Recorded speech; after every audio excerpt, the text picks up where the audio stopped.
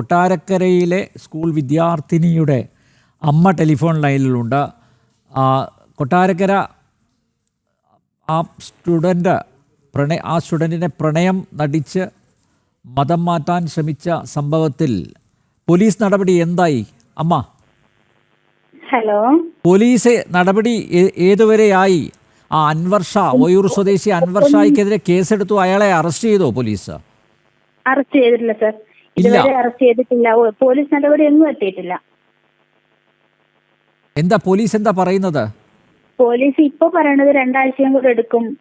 ഇൻസ്റ്റാഗ്രാമിന്റെ details കിട്ടാനുണ്ട്, അതും കൂടെ കിട്ടിയാലേ എന്തെങ്കിലും ചെയ്യാൻ പറ്റത്തുള്ളൂ എന്നാ പറയുന്നത്. അപ്പൊ നിങ്ങൾ കൊടുത്ത പരാതിയിൽ പോലീസിന് വിശ്വാസം ഇല്ലാന്നാണോ? നിങ്ങൾ സത്യമല്ലേ പറഞ്ഞിട്ടുള്ളൂ പരാതിയിൽ? ഞങ്ങളെല്ലാം സത്യസന്ധമായ രീതിയിലാണ് കംപ്ലൈന്റ് കൊടുത്തിരിക്കുന്നത്. മാത്രമല്ല വധഭീഷണി ഉണ്ടായിരുന്നു എനിക്ക് മക്കൾക്കുമെതിരെ. അതുൾപ്പെടെ അതിന്റെ കോപ്പി ഉൾപ്പെടെ വെച്ചിട്ട് കംപ്ലൈന്റ് കൊടുത്തിട്ട് പോലും ഇതുവരെ ഒരു റിപ്ലൈയും നമുക്ക് കിട്ടിയിട്ടില്ല. അമ്മ, ഈ ഹൈന്ദവ വിശ്വാസങ്ങൾ വിട്ട് ഇസ്ലാമിലേക്ക് വരണം, അതിനായി പൊന്നാനിയിൽ 15 ദിവസത്തെ ക്ലാസ് ഉണ്ടാകും, അതിന് തന്നോടൊപ്പം വരണം എന്നൊക്കെയല്ലേ അൻവർ ഷാ ആവശ്യപ്പെട്ടത് അല്ലേ? അതുമാത്രമല്ല ക്ഷേത്രത്തിൽ പോകുന്നതും കുറി തൊടുന്നതും എതിർത്തു അല്ലേ? നിരന്തരം ഭീഷണി. അങ്ങനെയല്ലേ മോള് തുറന്നു പറയുന്നത്?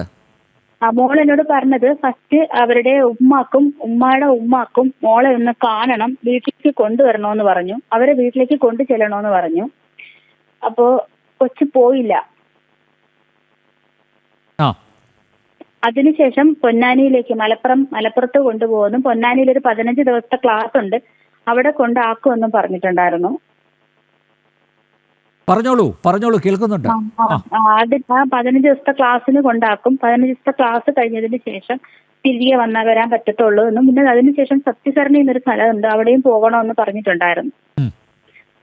പിന്നെ ഇവള് ഇതിനൊന്നും സമ്മതിച്ചില്ല. എന്റെ മോള് ഇതിനൊന്നും സമ്മതിച്ചു കൊടുത്തില്ല.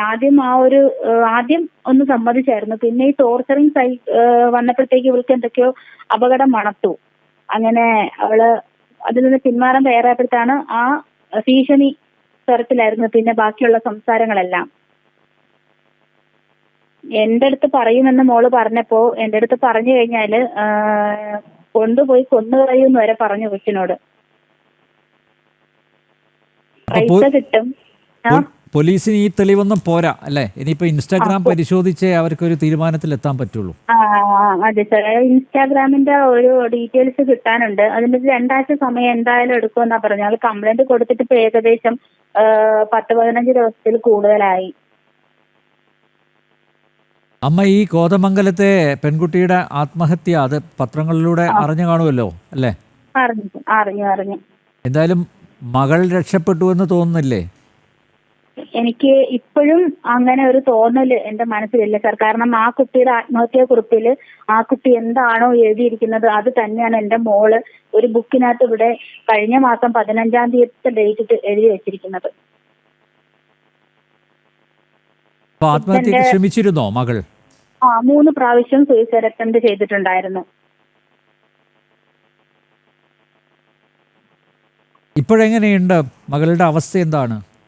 ഇപ്പോ അവള് ഓക്കെ ആണ്. പക്ഷെ ഇന്നലെ എന്നോടൊരു ചോദ്യം ചോദിച്ചു സാറേ. ഇന്നലെ മറ്റേ സോന എന്ന് പറയുന്ന കുട്ടി മരിച്ചതും ആ കുട്ടിയുടെ ഒരു വീഡിയോയും കണ്ടപ്പോഴത്തേക്ക് എന്റെ അടുത്ത് എന്റെ മോള് ചോദിച്ചൊരു ചോദ്യമുണ്ട്, ആ ചേച്ചി മരിച്ചത് കൊണ്ടാണോ പ്രതിയെ അറസ്റ്റ് ചെയ്തത്? ഞാൻ മരിക്കാത്തത് കൊണ്ടാണോ അയാളെ അറസ്റ്റ് ചെയ്യാത്തത്? ഞാൻ മരിച്ചു കഴിഞ്ഞാൽ അറസ്റ്റ് ചെയ്യുമോ അമ്മ എന്നൊരു ചോദ്യം എന്റെ അടുത്ത് ചോദിച്ചിട്ടുണ്ടായിരുന്നു. വളരെ പ്രസക്തമായ ഒരു ചോദ്യം തന്നെയാണ് അത്. കാരണം ഒരു പരാതി ലഭിച്ചിട്ടും അൻവർ ഷായ്ക്കെതിരെ പോലീസ് ഇതുവരെയായും നടപടി എടുത്തില്ല. ആ കുട്ടി ചോദിച്ച ചോദ്യം വളരെ പ്രസക്തമാണ്. മരിച്ചാൽ മാത്രമേ ഇനി കേരള പോലീസ് കേസെടുക്കുകയുള്ളൂ എന്ന് വളരെ പ്രധാനപ്പെട്ട ചോദ്യമാണ്. അമ്മേ, വളരെയധികം നന്ദി ഇത്രയും സമയം പ്രതികരിച്ചതിന്. എന്തായാലും പോലീസിൻ്റെ നടപടി ഉണ്ടാകും. പോലീസ് ഈ വിഷയത്തിൽ ഇടപെടേണ്ടി വരും. അൻവർ ഷായെ അറസ്റ്റ് ചെയ്യേണ്ടി വരും. വളരെ സജീവമായി ഈ വിഷയം ഞങ്ങൾ ഏറ്റെടുത്തിട്ടുണ്ട്. ഞങ്ങളത് മുന്നോട്ട് കൊണ്ടുപോകും.